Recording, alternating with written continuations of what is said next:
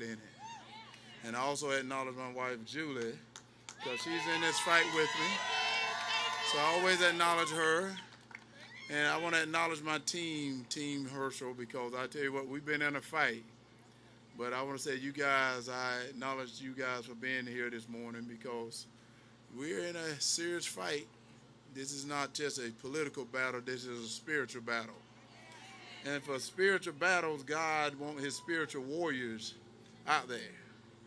And you know, I'm going to tell you a little story because I thought that I was just that football player. And everyone talk about me playing football, but y'all know how long ago I played football?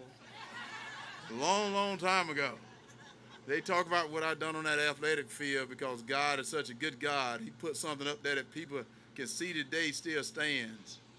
But that wasn't what God wanted from Herschel Walker. I'm talking about myself in third person, but I know that. But God had another plan for me, and I'm going to tell you how that plan worked. Because I grew up not far from here. And y'all know that little town, Wrightsville, Georgia. Yes, if you got 1 year to live, move to Wrightsville, that year will be forever. Sort of like Groundhog Day. And my mom made me feel good because she told me I was big bone. But y'all know what that meant, that you're fat and stuff. And I used to have a speech impediment. I used to stutter so bad, and I was ashamed. So for 4 years of my life, I never went out for recess. For 4 years of my life, I never spoke in a classroom. But because of the grace of God, he had a plan for me. And so all of a sudden, I started doing these push-ups, getting these books, going to the library, reading to myself. When my speech got a little bit better, then all of a sudden, I graduated as one of the top students in my class. No, and because God got a plan, a good God. And then I started getting scholarship to go to college. But this was so funny. I didn't want to go to college.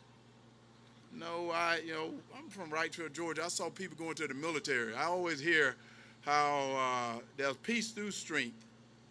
Well, our strength in the United States of America is our great military. They're our strength. So I wanted to be a Marine. That's what I wanted. I wanted to be a Marine, yes. And I couldn't tell my mom and dad at the time I wasn't going to college. I wanted to be a Marine. But Easter Sunday, my mom came to me and she said, Bo, because my nickname is Bo. And y'all thought Bo Jackson, and Bo Jackson never beat Herschel Walker in anything. That's what's so funny. But my nickname is Bo, and my mom came to me and she said, Bo, don't you think it's time for you to decide where you want to go to school? And she said, but let me tell you this. If your mind and your heart is pure to the Lord Jesus, no matter what decision you make, God will make it right for you. I said, okay, then I'll flip a coin. God, that's how I ended up at the University of Georgia. Well, I got to the University of Georgia, and this was so funny. I won a Heisman Trophy. Yes, then I got a chance to play 15 years of pro football. And then I got a chance to be on the 1992 Olympic bobsled team. Think about it. There's no snow here in Georgia, and I made the 1992 Olympic bobsled team. My life is going well. It's going well, but God had a plan. And I'm thinking it's this athletic plan because everything was happening. I'm winning everything. And then God said, no, he's not ready yet. I got to break him. I got to break him, get him ready and prepared. And I didn't know what he was trying to do to me because I heard I had a mental problem. Still talking about myself in third person, like mental problem. How in the world could I have a Herschel have a mental problem? Because, guys, I never drank before in my life. Never tasted beer, never had any medicine in his body. So I ain't got no problem. But I learned from my parents, if you got a problem, go get that problem taken care of.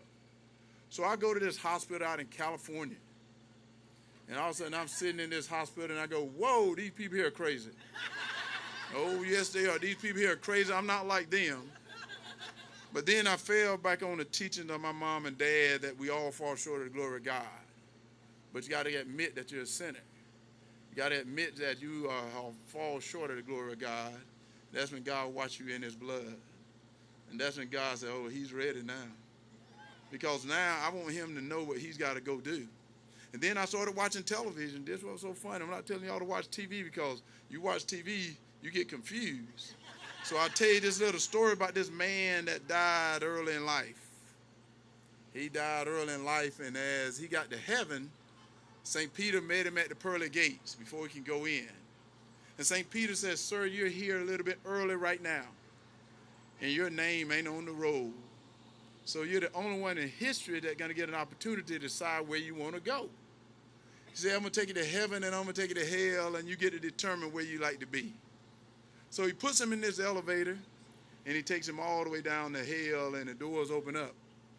And there was a party going on. He sees some of his friends down there, they're having a good time. And after a couple of hours, St. Peter came to him and said, you ready to go? You ready to go? And the guy said, I got to leave now. He said, yeah, you got to leave. So he puts him in his elevator, sends him all the way up to heaven, and he get to heaven, and there are people floating around on clouds, having a good time, just talking. And after a couple of hours, St. Peter came to him and said, have you made your mind up?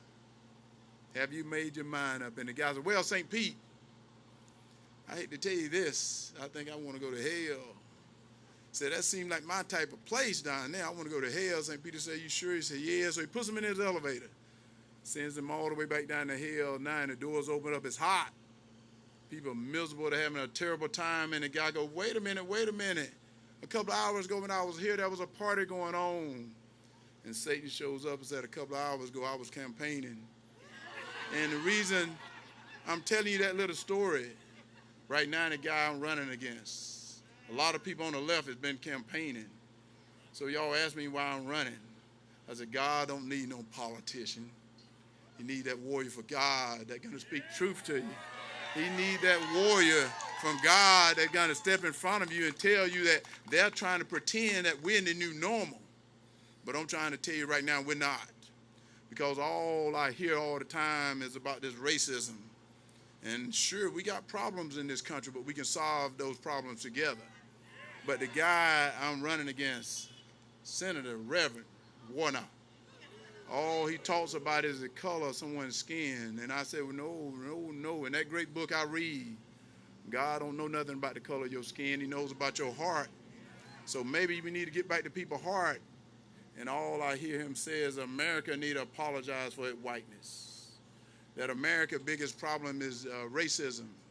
That you can't serve the military and God at the same time. And I said, no. In the great book I read, I said, a house divided cannot stand. So what they're trying to do to us right now, they're trying to take us down in that elevator and tell us that this is the new normal. But I'm here to tell you, no, it's not. That 23andMe has screwed us all up. So we don't matter what color your skin is. What matters, you're an American. So maybe we need to get back to being an American. Maybe we need to get back to being American and caring for your brothers and sisters. And it is said many times that when God forgives you, you're forgiven. And no one can bring it up again, and you got to move forward. And that's what we got to do right now. We got to move forward and quit worrying about the guy across the aisle from us. Quit worrying about someone that may be a Democrat, maybe a Republican, that not on the same thought that you're on, but worry about the guy that's across the ocean from us, because that is the person that is our enemy. Because what they have done to us right now, they've taken us down in this elevator and told us this was the new normal. That what they've done, they've gotten rid of our energy. And y'all know what that means, and if you don't know, I'm going to tell you.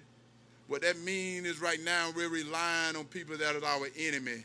People like terrorists, people that want to give us our energy. Do y'all know the definition of a terrorist? Know the definition of an enemy?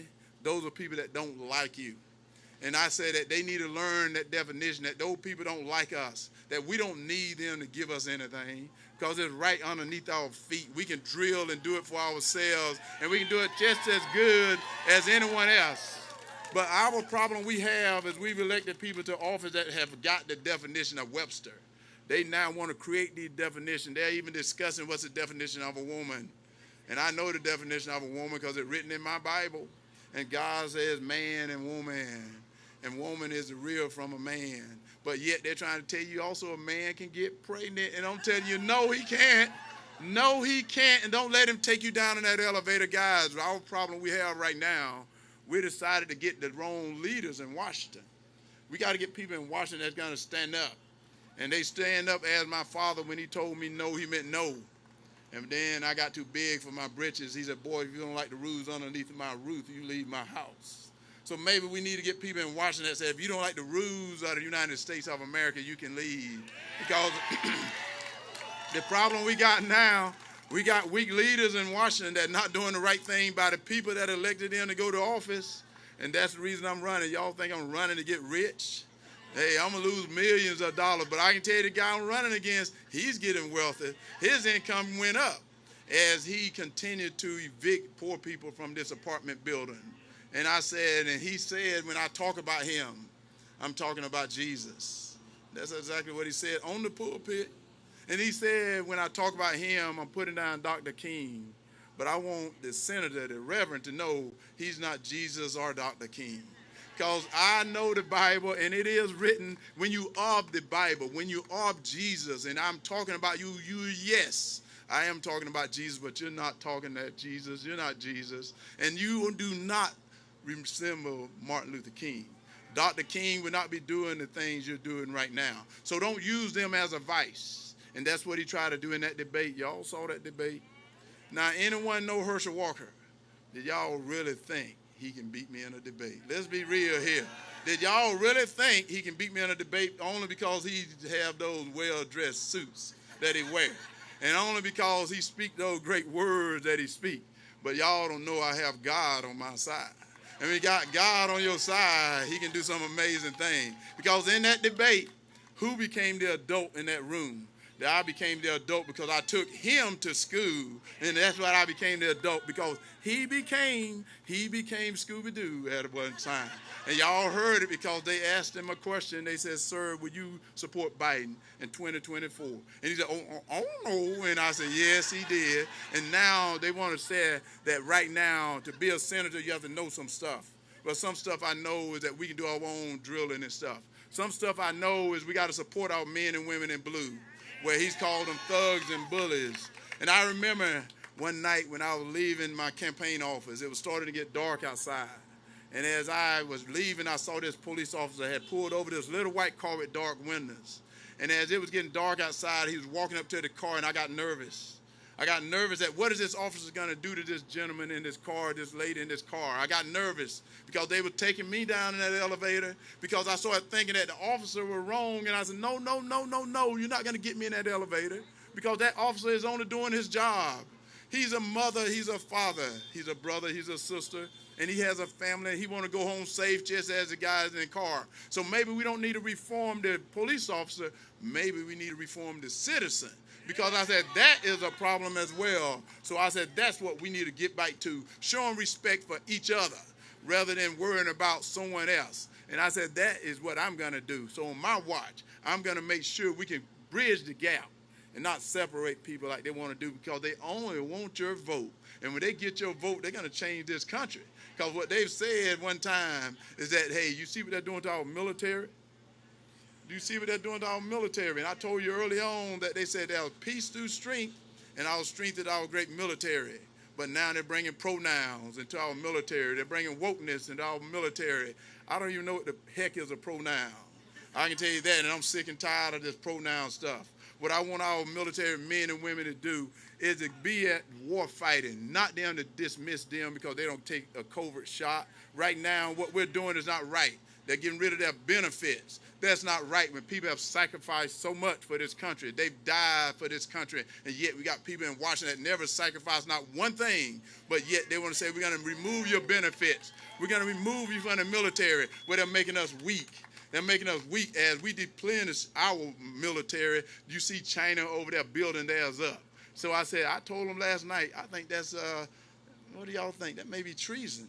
I think that may be treason, because they're making us weak right now, and we need these strong leaders in Washington that's going to be like me, that warrior for God, that I want to take care of everyone. I want everyone to be safe. But that is peace through strength, and the way we beat our strength by is to support our military, give them the resources they need to get their job done. So that's what has happened. Well, this is no. This wasn't so funny. In less than 2 years, this senator has done this to the state of Georgia. He went to Georgia and said that he was going to represent Georgia. But who is he representing? Joe Biden. He went to Georgia, and all of a sudden he voted like he's from California, like he's from New York. And I need to tell him, he may not know, but California got their senators. New York got their senators. They don't need him. So what he need to do is get back to the Georgia values. The Georgia value is to have your faith. The Georgia value is to support our military. The Georgia value is to support our police officers. And then you got to listen to this. Listen to this. So when when you don't get it and let them take you down that elevator, they go after your kids. That's what they're going to do right now. Oh, yes, they are. They're going after your kids, but they ain't going to do it on my watch. That's why I said vote for me, because I can promise you they're not going after your kids. They're not going to go after your kids, because they want to tell your kids they want to get them in school. They want to teach this critical race theory instead of teaching them how to read and write. They want to teach this gender ideology instead of teaching them how to do math. And then they want to keep them safe because he voted, Senator Warnock voted to put men and women in sports. I'm like, what is this man doing? Y'all don't want Herschel Walker competing against your daughter. I can promise you that, because I'm from that great school from Ricky Bobby, and I love to finish first, and I'm not going to finish last. But yet, what we need to do is get rid of all those 87,000 IRS agents and put one of those agents in the schools to take care of our kids. That's one of the things we need to do. We need to do that right there, because what they're doing to us right now, those 87,000 IRS agents, what do you think they're going to go after? They're not going after nobody but you. They're not going after no one else, but yet they say you have to know some stuff. I think the stuff they need to know is it's time for them to go. And don't let the door hit them in the backside as they leave the room, because this door and this seat belong to the people of Georgia. And Georgia is sick and tired. Oh, I know you need me, and I'm coming. I told them that, hang on, I'm coming. I'm coming. That's the reason I decided to run. That's the reason I decided to run. But wait. There's some more. This is amazing what they've done to this country in less than 2 short years. And then they're talking about this border.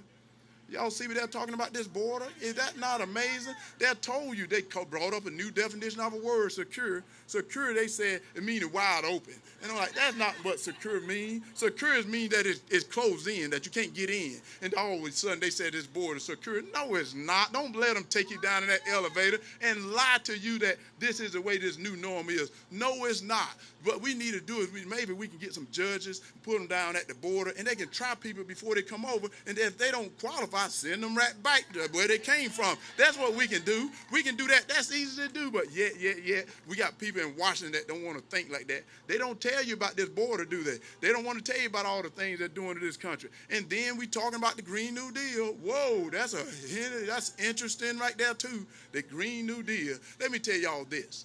I love the Green New Deal if we were ready for it, but we ain't ready for no Green New Deal. Because right now, have y'all been trying to drive down the street? Have y'all seen any charging station along the road? You never seen no charging station. Right now, we're not ready for it, so we don't need to be going in that direction. And when we get ready for it, I'll raise my hand and say we got to do it. Because I can promise you right now, Russia and China not talking about no Green New Deal. Russia and China not talking about charging a tank out in the desert. And I can tell you this, we're one of the largest agriculture countries in the world, in the United States, one of the largest in the United States. This is what was so funny, because, sometimes I ask them questions. People try to make fun of me because I'm from the country. Y'all know that. So I asked them a question. I said, what will a combine cost today?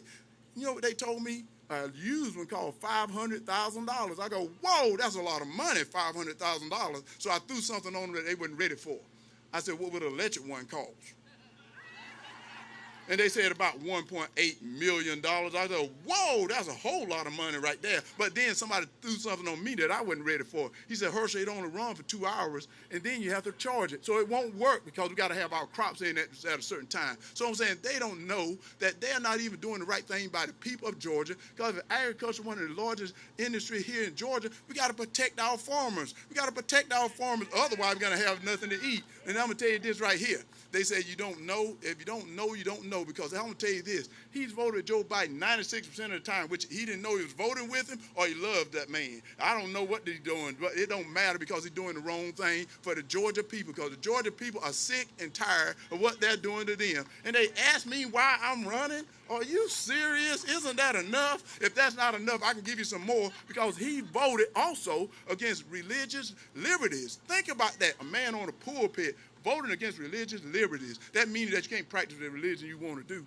A man praying out there on the field, they're going to have a court whether he can do that. You can't even pray by yourself no more. But I'm telling you, yes, you can. Don't let them take you down in that elevator, because I'm going to tell you right now, I love this country. I love you guys.